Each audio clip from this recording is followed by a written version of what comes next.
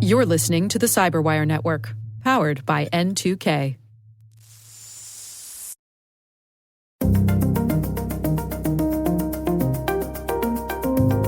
Technology is not designed for older users.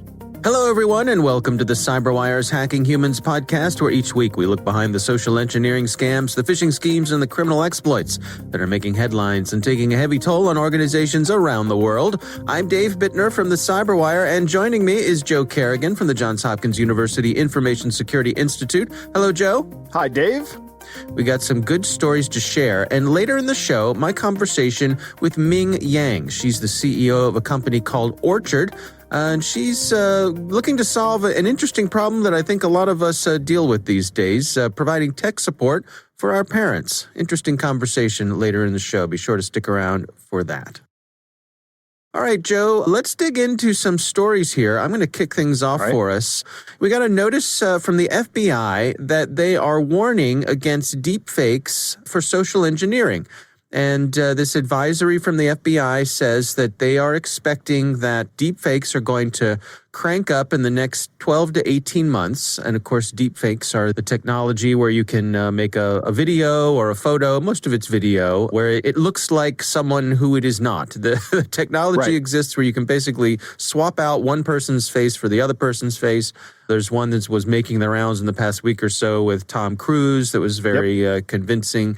And there's a lot of them that are making the rounds. But I think the important point that the FBI is making here is that, as it often happens, these tools are filtering down and they're becoming easier to use and more widely available. And so they're saying we need to be on the lookout for it. And they actually coin a term here. They say synthetic content may also be used in a newly defined cyber attack vector referred to as business identity compromise, BIC. So they say BIC will represent an evolution in business email compromise tradecraft by leveraging advanced techniques and new tools.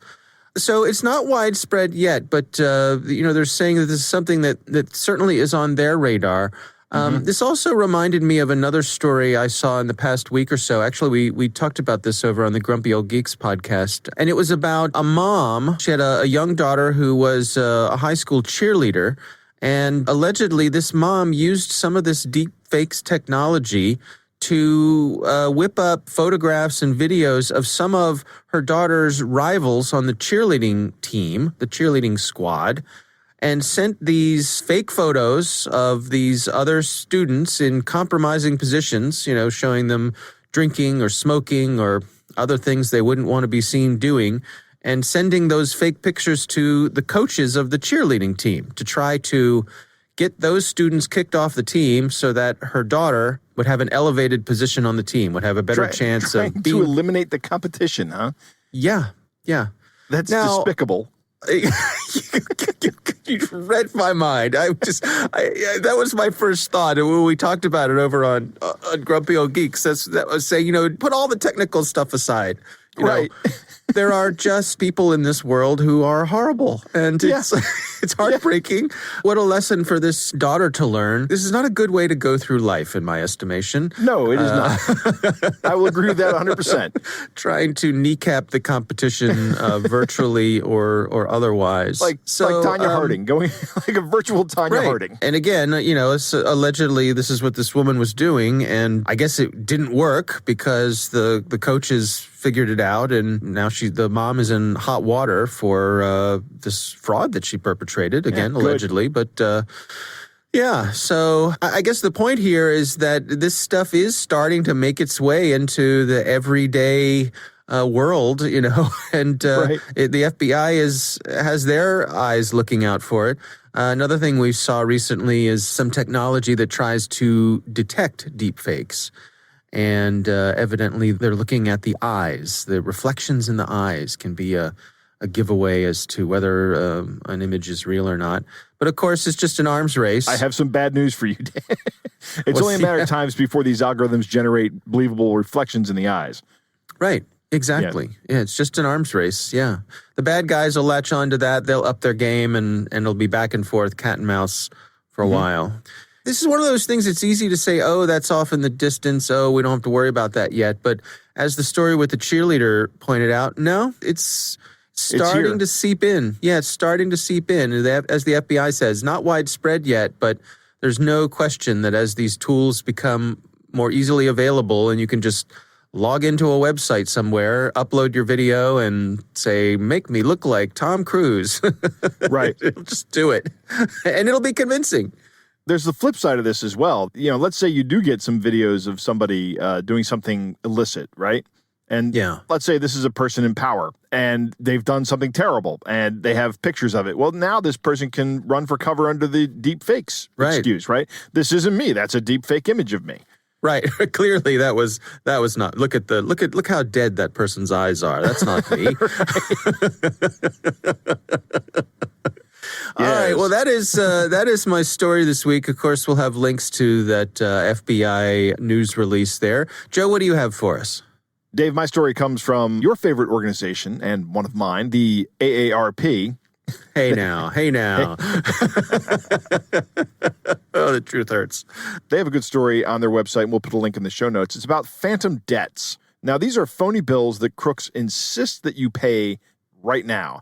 Not only will they attempt to collect money from you, but they will also try to gather as much information from you as possible during the course of this, if they're not legitimate. But there are some kind of crossovers with legitimate debt collection companies. In fact, we'll talk more about that down as we get into this story. The idea is they want to scare you into thinking that you're going to be sued, arrested, or thrown in jail for money you probably don't even owe. And there's all kinds of laws that govern debt collection, and there's all kinds of situations. Debt is traded. There's a marketplace for debt. And as debt ages, at some point in time, it becomes legally uncollectible. But that doesn't stop debt collectors from buying that debt and still trying to collect on it. They buy it for a very low price, right? Pennies on the dollar. Right. And if I can buy like $100 debt for $1, and I can go to somebody and say, hey, I want to settle this debt with you. It's $100 that you owe. But you know what? I'm willing to settle for $20. And I've just multiplied my money by $20. But if that debt is beyond a certain age, you're not obligated to pay it legally. You might argue that you're morally obligated to pay it, but that's a different discussion. The FTC last year heard 53,000 complaints about debt collection practices, and they actually went out and shut down an Atlanta-based debt collector. This company was called Critical Resolution Mediation. They were doing stuff that was definitely illegal. Like they were posing as law enforcement and attorneys and process servers, and they were threatening people with arrest and imprisonment. In many cases, these debts were what they call phantom debts that were never owed or were no longer owed, like I was talking about earlier. These people will call you incessantly, and they'll even try to call your family because sometimes you have family information on these debts, and they don't care who pays. They just want their money. Right. If you're an older person, and they may call your kids and go, hey, your parents owe this debt from this doctor bill from 8 years ago. You got to pay up.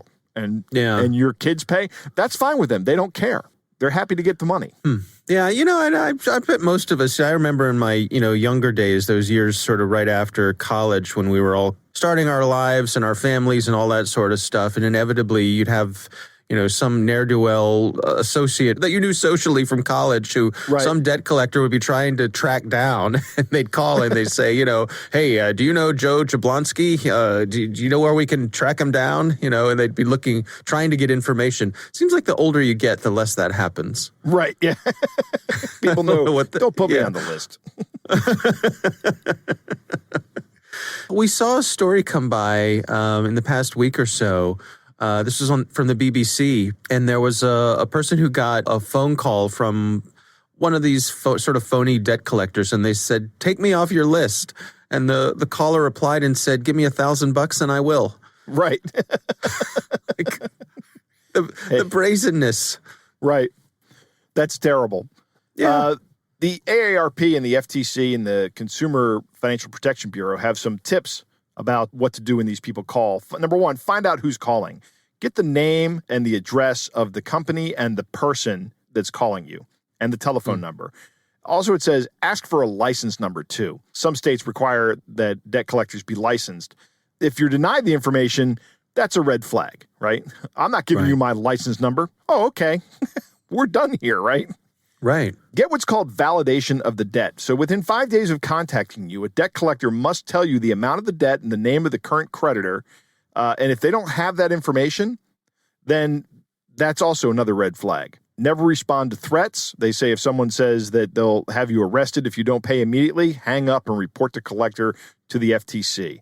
And they have an email address. It's reportfraud@ftc.gov. And report fraud is all one word. Okay.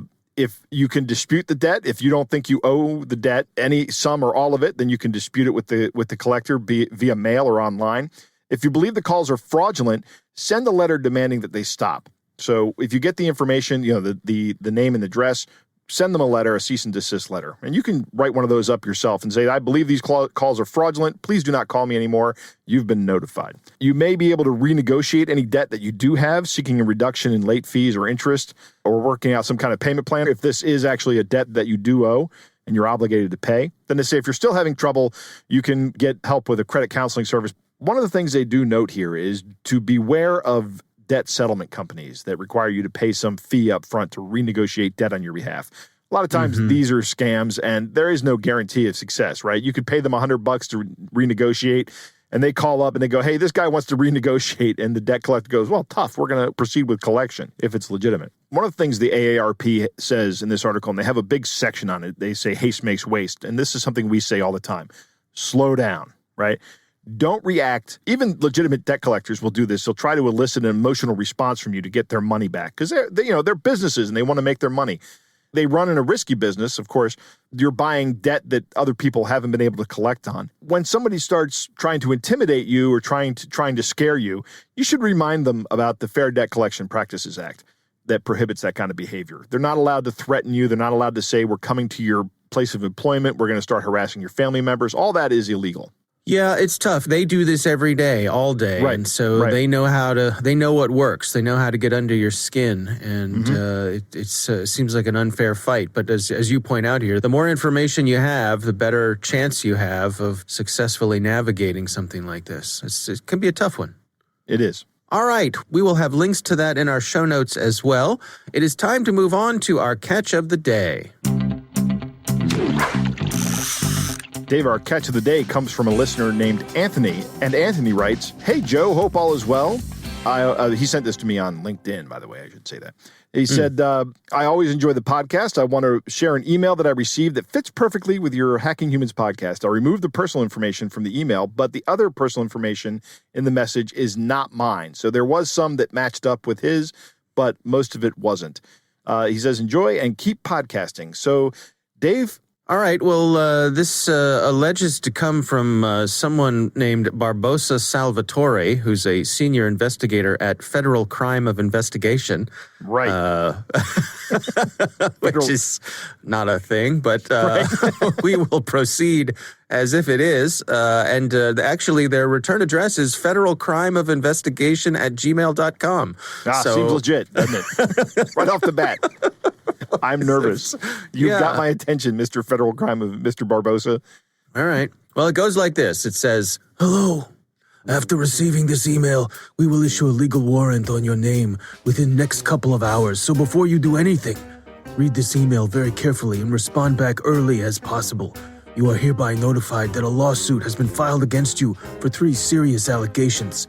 Speedy Cash is a client of ours, and we're going to be representing them in future legal proceedings. The charges with Speedy Cash pressed on you are violation of federal banking regulation, collateral check fraud, theft by deception. The affidavit states that X was monitored online using this email address, IP address, social security number, date of birth, driver's license. Address, your banking information in place of employment's information which are in order to solicit funds from a restitution which is owed and operated by the Speedy Cash, who owns and operates more than 350 online cash websites, web portals, and many of the sub-lenders are working with them. The funds were successfully transferred into your bank account utilizing an interstate EFT, which stands for Electronic Funds Transfer. Basically, all the payday loan companies and payday loan store in the state of Pennsylvania working under my client, which is Speedy Cash. When the creditor attempted to extract the funds back from your account as a repayment, at that time 6 EFTs were returned back, constituting worthless electronic checks. So, as of now, rather than chasing you for money, the creditor have simply decided to write this money as a loss, as well as declared to be stolen, and they press charges against you. Now the affidavit is taken by FDCPA law. That means Fair Debt Collection Practices Act under Section 9, Chapter 19. Now, this means just 2 things for you. 1. If you are on any state-supervised probation on payroll, then you will need to intimate the officer about this case. 2. If you have any prior convictions, including but not limited to worthless check, grand theft, or money laundering, so please be aware that they shall handle this case as a habitual offense, as your state is zero-tolerance state.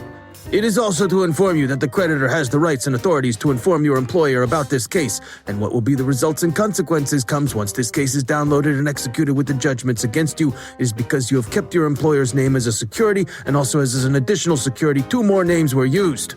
Finally, you have the right to hire an attorney. If you have one or if you cannot afford one, then one shall be appointed to you. But please make sure that you have someone to help you out regarding this case, because once this case is downloaded and executed, the judgment's against you, and if you found guilty under the bench of jury, then you have to bear the court charges and penalty, and that amount is $8,310.27, including your bail charges, your attorney charges, and the due amount pending your name.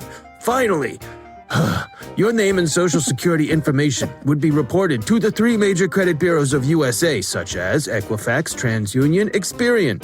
Ultimately, it would be affecting your FICO scores by 285 negative points, and your social security number would be blacklisted, and you would also never be eligible for all the government benefits and entities.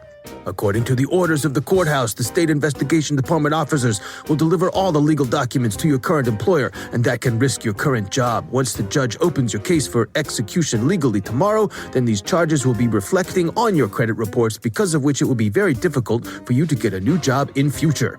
Finally, I already said finally. Finally, part 2. This case is going to be downloaded in your state county court and your local county sheriff department Monday at 11 a.m. as per your state standard time. And after then, you will be forced to resolve the case legally by facing all the legal charges, problems, and spending money on your attorneys and fees, case execution charges, legal penalties, bail charges, paper development charges, on top of the due amount that you owe from your creditor, that is $989.55. If you are willing to settle it out of court, you can surely respond positively today itself. We can only accept your full payment today. Also, there is no negotiation and there are no payment plans available, as the issue at hand is extremely time sensitive, so kindly respond to this email to resolve this matter. If you have any doubts about the credibility of this email, please refer to the terms and conditions under the breach of contract via the online application filed up by you. Sincerely, Barbosa Salvatore, Senior Investigator at Federal Crime of Investigation. Whew. So much going on here, Dave. This is such a great sample. First off, there is a phone number in here, and I asked Anthony if he called the phone number. He did call them, and some guy with a Russian accent called him back and addressed him only as a criminal, right? So they're following up with this. But Anthony, of course, hung up. He realized he's a security professional. He was like, no, this is a scam. And they cite the Fair Debt Collection Practices Act, which we were talking about earlier, which states that it is illegal to notify people's employers or harass people via their employer about this. But they say that's what we're going to do.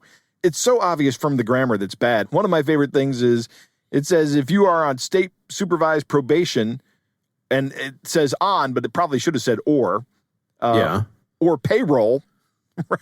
Like PAYR, like you're on the payroll, but it's actually parole. Right? Google Translate error. Right. Exactly. I don't even know if that's Google Translate, because I think Google Translate would have translated parole properly and wouldn't have translated it to payroll. And there are no payment planes. This looks like it was translated by hand by somebody who is not a native English speaker, I think. They're trying to be very scary, but they haven't really done a good job here. It's like they're throwing everything at the wall to see what sticks. There's just a little bit there's something for everyone in this scam. Yep, absolutely. Yeah. Thank you, Anthony, for sending this in. I appreciate it. That was a good one for sure. And that is our catch of the day.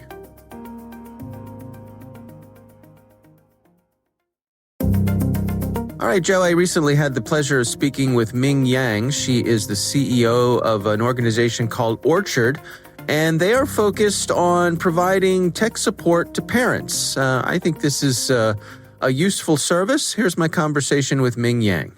It's one of those problems that we've ignored for the longest time, that everyone knows the kind of digital literacy in the older population is a huge problem, but we never experienced the pain point that much that people are willing to step up and say, hey, I think this is something that needs to be solved. And with COVID, I think that really highlights how big of a problem this is, that people are now literally can't attend family celebrations just because they don't know how to use technology.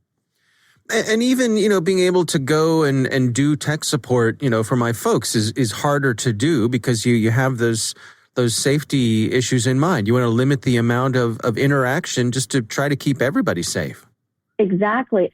I think there's also the element of helping family is always more stressful than helping someone else.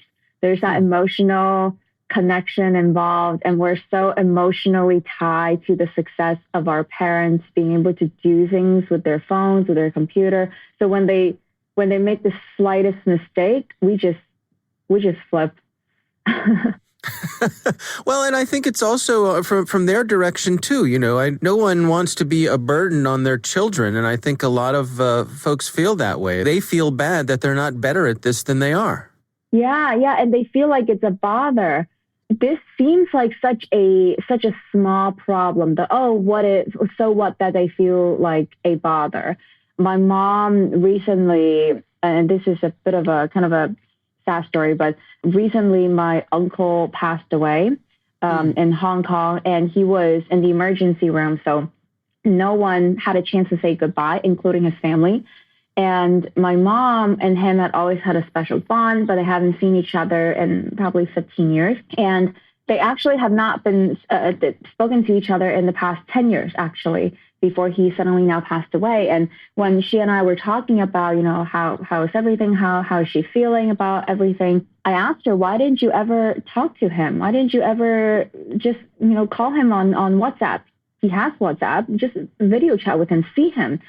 And she said, well, I know how to use WeChat because you taught me and you set that up for me, but I didn't want to bother you any further. So I didn't, and I couldn't figure out WhatsApp. So I didn't ask you to help me. And because of this mental barrier that she didn't ask me, and she now can no longer talk to her brother again, literally for the rest of her life. Yeah. And it's these little things that really highlights for me in my own day-to-day how important digital literacy is, and having someone that's dedicated to help our older parents with technology, how important that is. It also strikes me that it emphasizes the importance of folks like us reaching out and asking the folks who are responsible for, what is it that you would like to do? Is there anything that you would like to be able to do with technology that you can't do right now? To not just assume that because they can use their TV or their computer that's enough. Absolutely. Yeah, because we're not them. We don't know what we want. And I think we think what they have is enough a lot of times because we're so accustomed to the fact that older adults don't really use technology, and it's just not what they do. But we are actually, by making that assumption, we are actually stripping them the opportunity to live life to the fullest in the 21st century, which involves a lot of technology. It seems to me like there's also this issue that the devices themselves are getting more complex, and they don't always have a mode to simplify things for folks who might need that. I know recently in the past year or so, my parents got a new TV, and the first thing I had to do was go in and disable all of the apps and all sorts of options so that they weren't overwhelmed by it. Yeah, technology is not designed for older users. Big, vicious design loop that in human-computer interaction and user design, we look at who are we designing this for? How are they going to use it? And then we design around that and make sure that is a great experience.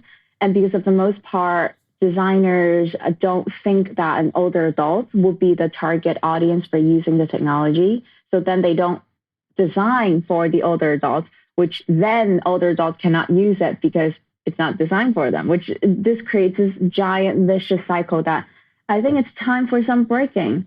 With the complexity of how much things are changing and how fast they're changing, I'm pretty sure that by the time that I'm 75, I'm not going to be able to figure out all the newest, coolest things that are coming out. I'm going to be just as lost. Yeah, no, I find it for myself. I rely on my kids sometimes, or just say, just make it work. Just make it work. I don't need to know how. Just make it work. and I think that is kind of that speaks a lot about the age difference and kind of the priorities in our life. Where I think for one of the things for young people, yes, of course, we grew up in the digital transformation age. Like we have a very strong intuition about where the buttons go, what they would do. But it's also that we have the mental energy and the time to just go and explore and make mistakes. Whereas when we are older, we just need things to work. We have things that we have to do. We have goals we got to hit. We just need it to work. We don't have time to really explore around. So I think that priority shift means that we need to be doing something to help people that are older to adapt to the kind of the newest technology that could be actually beneficial for helping them with their work or achieving some kind of goals. Well, help us understand, I mean, the work that you're doing at Orchard, where you're doing technology coaching and you're doing support services for older folks. What are some of the things that you've learned through that process? Have there been any things along the way that have been surprising for you? Yeah, definitely. So many. The biggest thing is I've always thought, and this is a very general assumption, just like everyone else, I don't really understand older adults and their use for technology. Before I started Orchard, I used to think that they just need help. Let's say setting up an iPad or texting some pictures to a friend, but they just need help and that's it. But what I've learned is that they actually really want to learn. They see this as a self-improvement process. That it's similar to, for us, it's going to the gym. It's an ever-growing self-improvement process that it's stressful. We know that it's good for us and we put it off, but we know what we should do it. So that's why we get the gym membership that we use, let's say, like once a month. But for older adults, it's the same thing. It's a learning process. They know that it's good for them. Learning technology is crucial. They know the benefits, but they need help, but they need someone that is consistent, that is patient, that understands what they need to know and how they need to learn it. And they just have not been able to find these people. And I think that's what they struggle the most. They want help, but no one's been reaching out and say, yes, let me help you. And that's what we do. What about the notion of having, someone that they feel like they can trust? I mean, I would imagine along the way, you and your folks build relationships with these people. Absolutely. Every interaction is a relationship. And it's definitely not just the technology. The people that we look for our tech coaches are very personable people, that they're not just friendly and nice. They're actually personable. People that you feel that you can actually get to know, that you feel comfortable, that you're speaking to a human being, that kind of just skip all the small talk and get to what you really want to talk about. And that is actually quite crucial, feeling that there's someone that can support you. Sometimes we hear people tell us, or people really rejecting the idea of kind of getting a coaching for technology at the beginning, and that their kids purchase our service for them, and they go, "Oh, that's not for me. Technology and I kind of we don't go together." And then they start interacting with us and understand what we're about and who we are, and they suddenly switch their gear and say, "You know what? I trust you. And I'm ready to ask all my stupid questions. I don't even feel embarrassed anymore." And that's really, at the end of the day, what we're trying to do. Well, and I have to say I hadn't really considered it before, but just being able to take out that family connection there's a benefit there. You say that your parents don't feel as though they're taking up your time or you're interrupting. To have someone that they can reach out to who is a trusted source, but also they're being paid for this, so they should be on the other end of that line when that call is made. They're there on demand. Yes, exactly. Joe, what do you think? I like that interview. I'm glad to see that Ming is doing this. It's a service that is out there, it is required, and I think that she's going to do very well with this. She is 100% correct about the difficulty of providing tech support to our parents. I love how she says when our parents make a single mistake, we flip out. We flip. Yeah. It's very difficult to do that with our parents or our in-laws because, especially when you're doing over-the-phone tech support, it frustrates me to no end, but we still do it. Ming's story about her mom and her uncle is heartbreaking, though. I hated to hear that, and it was sad. I feel for her, and I understand how she feels about this as well. You know, she feels like she could have done more, and it sounds like that is what started this and what maybe inspired her to start this company. I agree with you, Dave, that things come with way too much functionality, particularly for older users. But your TV example is something that just burns me up. I cannot find a TV that is just a TV anymore. Right. Now, I've heard that you can go out and buy a hospitality TV. Industrial displays. So, the displays kind of like, the menuing system at a McDonald's, those kinds of things. Those exist, but they cost a premium. I like what she says, learning technology is a mental exercise and people want to learn. That is probably true of a lot of older people. They want to learn. I don't have a problem in acquiring the skills to use new technology, although I will say I haven't bothered learning how to use Snapchat yet.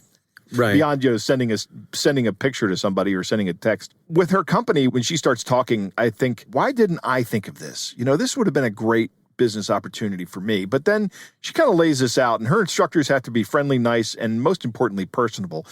And I am none of those things. So it's not really a good business model for me. Yeah. Good to know your limitations, Joe. Right, exactly. So I hope that Ming is very successful with this. One of the things that is absolutely true is that when she removes the family barrier and changes that dynamic to this is something I pay for, I think people are going to use that more frequently. Going back to her story with her mom and her uncle, her mom didn't want to bother her with asking how to use this service. But if her mom would have had a service like this that she paid for, she would have called those people and go, how do I get on WhatsApp and talk to my brother in Hong Kong? Yeah.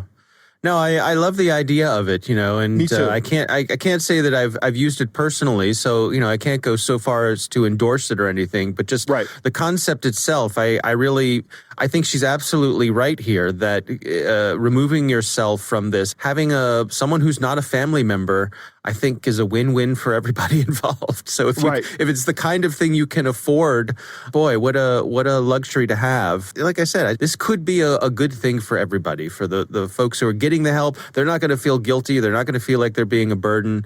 You're not going to get frustrated because, you get called all times of the day because because they can't log into the Safari or, or whatever, right? They can't use the Snapchat, Dave. That's right. Yeah, that's it. All right. Well, again, our thanks to Ming Yang for joining us. The company name is Orchard, and we appreciate her taking the time for us.